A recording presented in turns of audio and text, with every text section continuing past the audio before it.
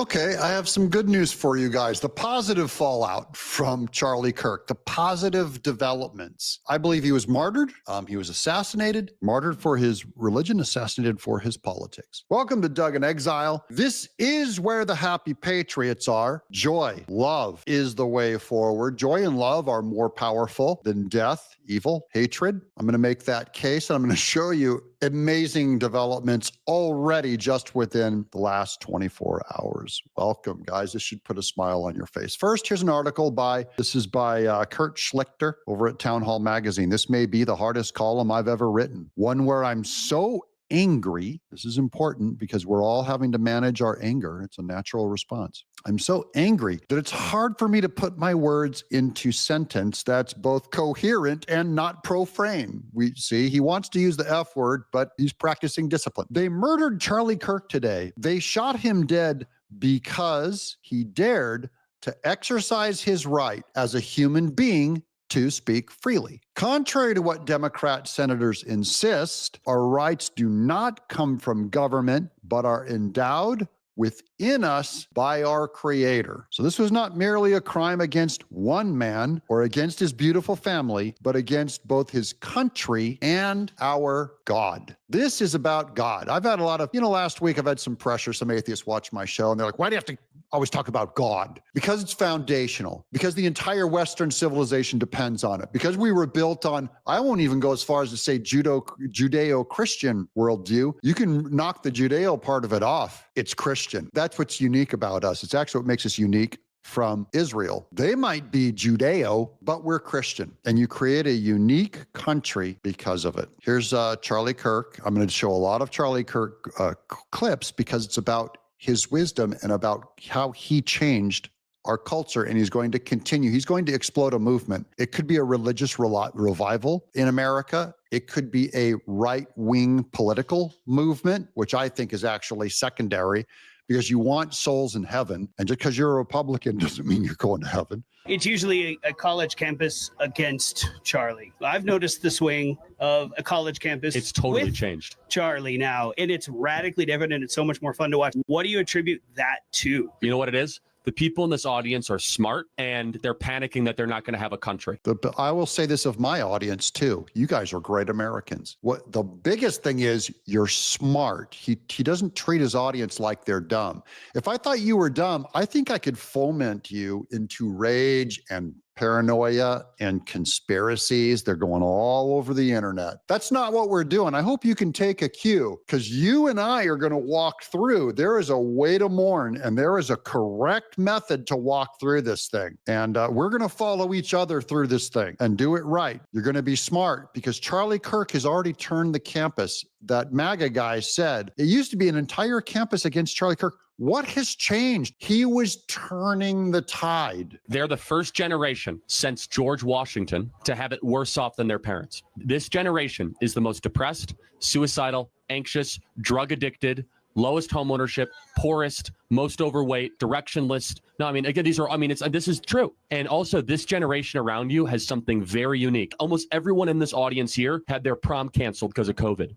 My daughter. Their graduation ceremonies canceled. Probably lost a friend to suicide because of all the lockdowns. And they are looking for a country that they can believe in, that they can live in. So I'm not going to take credit for it. These are forces greater than us. We just happen to be at the right place at the right time. Oh, right place at the right time. I love that. That's an attribution to God. However, all of Charlie Kirk's young followers, that young movement, right? We want to guide them and lead them into the path of righteous and happy patriotism. Okay, they're impressionable and they're precious to us, the youth, our kids, our grandkids. That's Charlie Kirk's thing. This is a tweet that said, this is why they killed him. Spiritual battle is coming to the West, and the enemies are wokeism or Marxism combining with Islamism to go after what we call the American way of life. And the American way of life is very simple. I want to be able to get married, buy a home, have kids, allow them to ride their bike till the sun goes down, send them to a good school, have a low-crime neighborhood, not to have my kid be taught the lesbian, gay, transgender garbage in their school, while also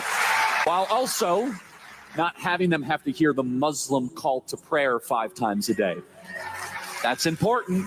We want the American way of life, which is, by the way, Christendom. Christians, our sacrifice, our toil, our vision, the outgrowth of the scriptures gave us Western civilization. And this is where I think is a great rallying cry. Doesn't matter if you're Hispanic, doesn't matter if you're Asian, doesn't matter if you're black or white.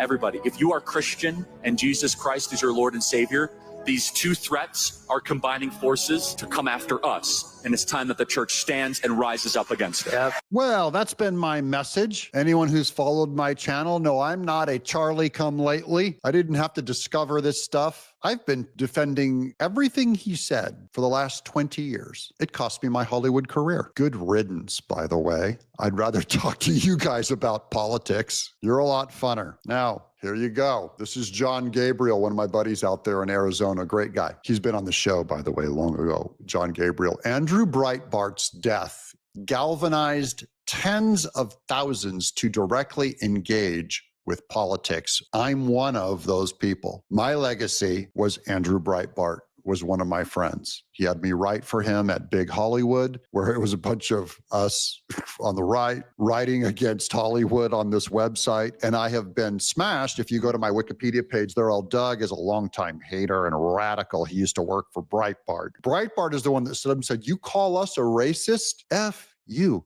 This is," he would go, "war." And Breitbart was a little more rough around the edges than some of us. But he launched thousands of us into media, thousands and thousands of us. Charlie Kirk, here's John Gabriel, put us into politics, local, state, and national. Charlie Kirk's assassination will motivate hundreds of thousands. You hear that? Breitbart galvanized tens of thousands. Charlie Kirk will motivate hundreds of thousands. Memory eternal, Charlie. That's a fact, guys. The good news is coming. Here's Charlie Kirk. You can tell a lot about a person by how they react when someone dies. That's Charlie Kirk from 2016. You can tell a lot about someone by how they react when someone dies. We already went into the last video of a bunch of left-wing lunatics dancing on his grave. But I've got another story to share. It's slightly different. First, the next generation of youth. Guys, we worry about our children and grandchildren because that's our legacy. They're taking over for us. Look at this kid who explains to you about Charlie Kirk's turning point. This kid, they're being awakened. They're turning to Jesus. They're politically involved in conservative politics. America's in good hands. My audience is full of old people, full of retirees. Guys, the next generation, I believe it's secured in good hands, partly because of Charlie's good work. Charlie Kirk's organization was called Turning Point USA. And I know that that's not it's not an accident. And I believe that right now is actually the turning point that they were talking about.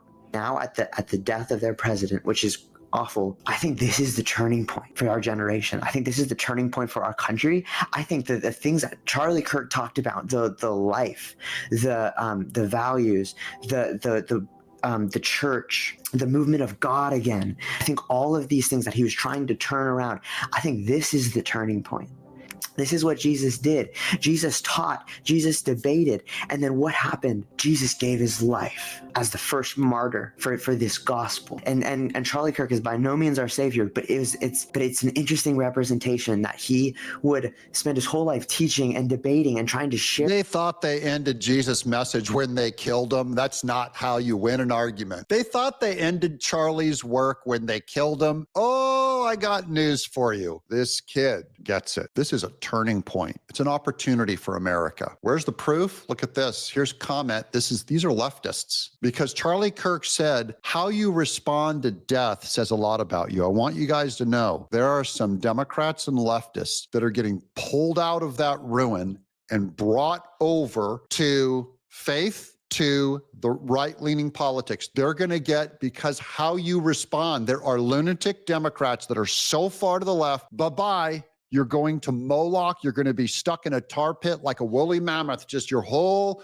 DNA strand is going to die out in the tar pit. I'm dying. You're going to sink. There are leftists that are going to get pulled out and drawn to the right. Watch this. I've never been a religious person because I don't know if God is real, but I'm becoming more religious every day because I know that evil is real, and I want to be on the other side of it. This is after a Charlie Kirk September 6th quote, Jesus defeated death so you can live. He's already hitting atheists, guys. His response. These are people that are not staying angry. They're not staying troubled and frustrated. They're coming out of it. Now, here's the Antichrist, Barack Obama. I'd never vote for this guy. I saw him from a mile away.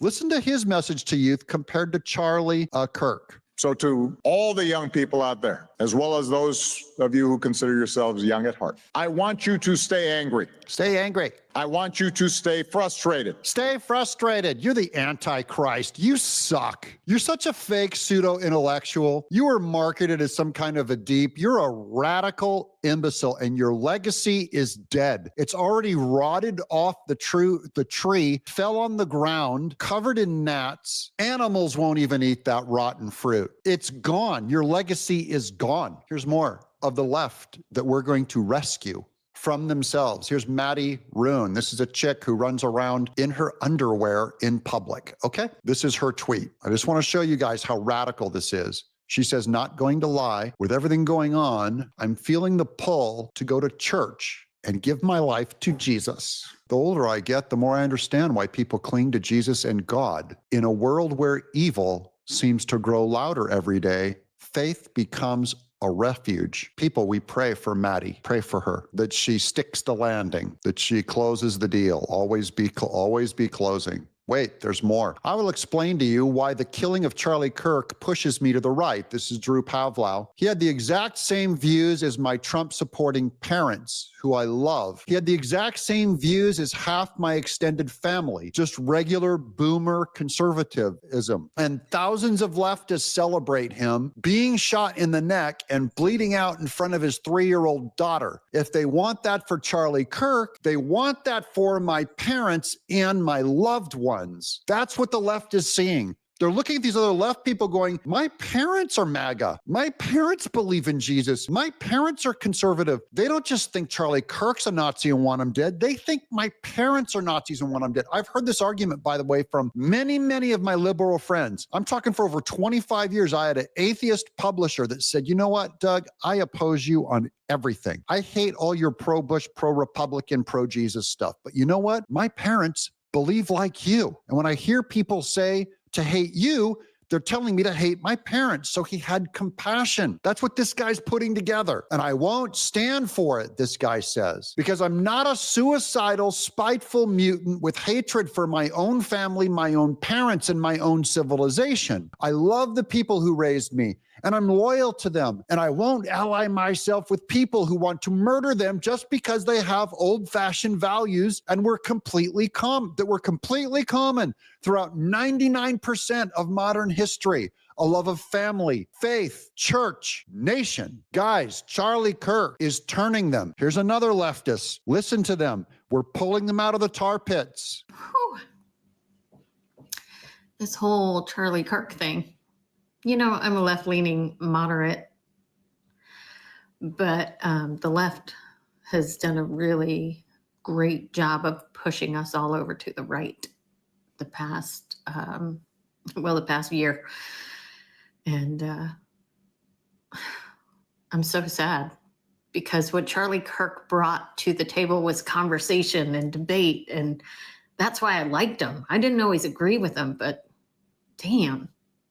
We need more conversation and we need more debate. And all I can hope is that all of these kids that showed up on these college campuses to debate him or to agree with him or whatever, I hope we end up with thousands more of Charlie Kirk out there debating. We want more, thousands more Charlie Kirks are going to blossom. That's what this left-leaning person hopes for, and she's being pulled to the right. But wait, there's more. Here's Siqui Chen. My entire life, I voted Democrat, donated the max to Obama, got a photo and had him talk about my toe shoes on the stump, pulled my kid out of preschool in 2016 after Trump won because their teacher was MAGA.